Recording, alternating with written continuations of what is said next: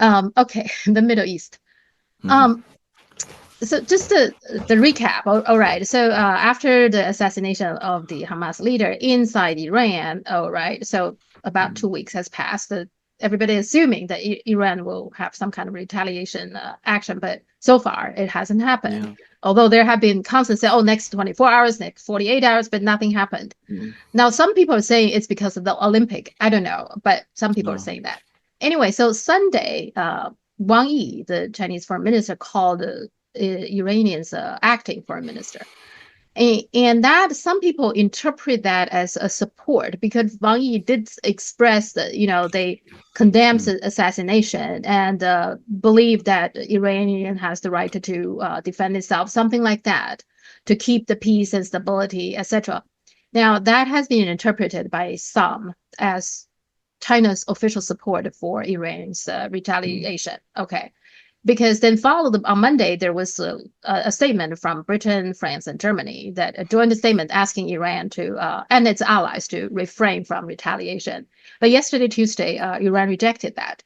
Now, what's going to happen? Is Iran going to attack Israel, or Israel going to preemptively strike Iran? What's next? Well, I think one of the key things is to look at that statement that the five Western powers issued on Monday, and that statement is one of the most astonishing statements I have ever read, and it is going to make the situation in the Middle East much worse, um, because instead of doing what Wang Yi did, and by the way, I don't think Wang Yi was seeking to escalate the situation or encourage Iran to launch strikes against Israel or do anything of that kind.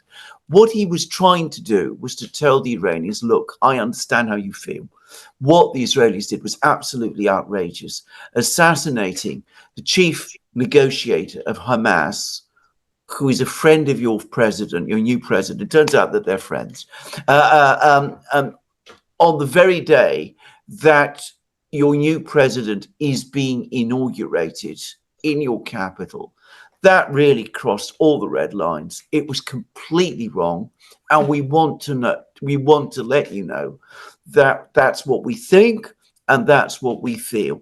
And by saying that, that gives Wang Yi actually, and any diplomat, any real diplomat trying to de-escalate the situation, that gives them some degree of leverage because the Iranians can take away from that the fact that the Chinese understand their concerns, understand the way in which Iran has been treated by Israel over the last few weeks, and then having conveyed to the Iranians that you have that degree of empathy and understanding with them in that situation. You can then tell the Iranians, look, I've said all of this. Now listen to the advice of a friend, and you can see that I am a friend. Mhm. And do this or don't do this or whatever it is. Take that kind of approach.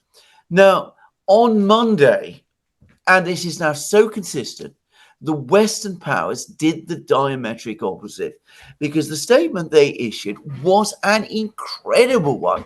First of all, they don't mention the assassination of Haniyeh at all Mhm.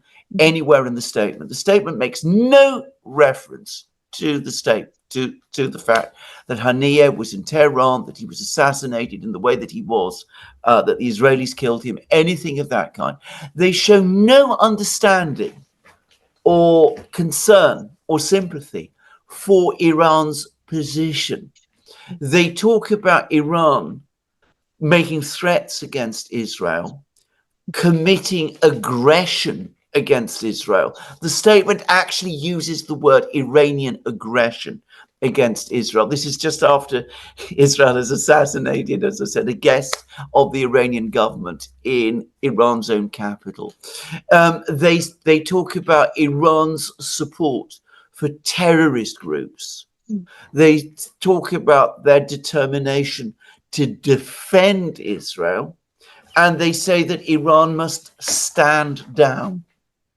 They also say, by the way, that they want a ceasefire in Gaza and the release of hostages without mentioning that Israel has just assassinated the chief negotiator of the other party in the ceasefire negotiations. Well, the Iranians will have seen this statement not just as provocative, but as unbelievably insulting. They've been attacked. They've been attacked in their own capital. A guest of their government has been assassinated just after he met with the new president, and the two embraced. And they're being lectured about aggression, support for terrorist groups, Iran making threats. It's as if Iran is to blame for the whole situation, and that I think is much more likely to make the Iranians take a tough line than what Wang Yi was trying to do on Sunday.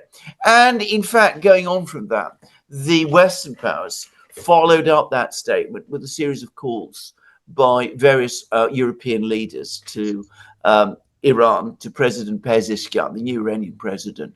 One of them I know was Keir Starmer, the new British Prime Minister.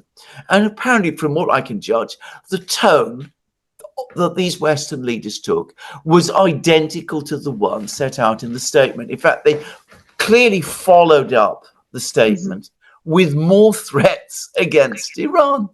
Now, maybe the Iranians don't want to attack Israel. Maybe the Iranians would have listened to the good advice that Wang Yi might be giving to pull back, not to go all in and attack. But today, after these two events, they must feel that they're being pushed into a corner and that they are really being left with no choice. Either they respond or they humiliate themselves. They let themselves be completely humiliated. And that was why they rejected the statement. The statement is astonishing. And then also they talked about the negotiation that Qatar, Egypt, and the U.S. are apparently mediate some kind of a negotiation, supposedly to start tomorrow on Thursday. It's not clear Hamas will even attend. The Chinese media said that Hamas already said they're not going to attend. Now, if Hamas is not there, what's the point having a negotiation there? Plus, if I were Hamas, I mean, why would I? You just assassinated my leader, my main negotiator. And there's no sign whatsoever that Israel is serious of any ceasefire, any peace agreement of any kind. Why would Hamas even be interested in this? I mean, what's your take on this negotiation supposed to happen tomorrow? Well, this is again where we come back to the statement, because if the statement had shown genuine equidistance, had made some criticism of Israel, had said that what Israel did was wrong, and that assassinating the chief negotiator of Hamas in the middle of these negotiations was wrong, then Hamas might have said to themselves, well, our friends all want us to come to a ceasefire deal. Let's go to these negotiations and negotiate, even though the Israelis did this terrible thing, because the other side, the Americans, the Western powers, are showing that they have some understanding of our position. But when they read a statement like this, and, when it talks about Iranian-backed terrorist groups, I mean, Hezbollah presumably is one, but Hamas logically is the other. Well, why would the Hamas want to turn up to a negotiation being mediated or being supported by these countries, which quite openly have said that they don't care whether Israel murders Hamas's chief negotiator, and continue to call them a terrorist group? So, I mean, I'm going to make a guess, by the way. I think the Egyptians and the Qataris are probably furious with this statement. Qatar has already, in the strongest language, condemned the assassination of Haniyeh. They said that they found it incredibly unhelpful. They've been working very, very hard to get these negotiations going. And reading a statement like this, they must have been furious about this. I don't know who drafted it. I don't know who came up with this wording. I sense that it came from the US. But whatever it was, whoever it was who did it, is taking again the most unbelievable, reckless risks with the situation in the Middle East, just as this statement is much more likely to cause an Iranian attack on Israel. So it is much more likely to set the conditions, create the conditions for a Hamas boycott of the renewed negotiations tomorrow. Well, what's the purpose of the statement? Do they really trying to calm the Iranian down? If that's the case, they're doing a horrible job to do so. Or they on the surface trying to say, okay, don't attack, don't retaliate. But in reality, they don't really care. Or in some sense, maybe some Americans even want to see to provoke Iranians even further. I mean, what's the purpose of the statement like that? Well, this is an excellent question. I mean, it's very difficult to understand what the thinking behind this is. If you wanted to provoke a war in the Middle East, then the Western powers are going about it in the right way. I mean, making a statement like this, following up with what appear to have been very aggressive calls to Iran, all might lead you to think that the Western powers are seeking a war against Iran in the Middle East at this time. Now, I say that, of course, the Western powers are busy telling everybody the opposite, that they do not want a war in the Middle East, that they're worried about the effect that might have on the price of oil, that they understand well how a war in the Middle East might get completely out of control. So that then brings us back to two questions. Is it pure incompetence? Is it that the Americans and the other Europeans have such an intense, visceral dislike of Iran and are still so emotionally tied up with Israel that their emotional spasm leads them to issue a statement like this, to appear to side with Israel against, Iran in a way that, as I said, is completely counterproductive? Or do they perhaps think that if they make these kind of threats to Iran in the way that they are, instead of provoking Iran, it really will cause Iran to back down, which I think, by the way, is likely to be a serious mistake? Or are they generally seeking war in the Middle East? I mean, I suspect there are some people in Washington who perhaps are.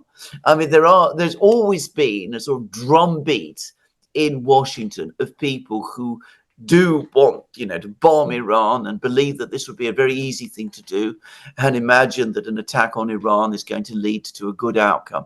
I don't believe that for one microsecond, by the way. But, I know that there are people in Washington who really think that.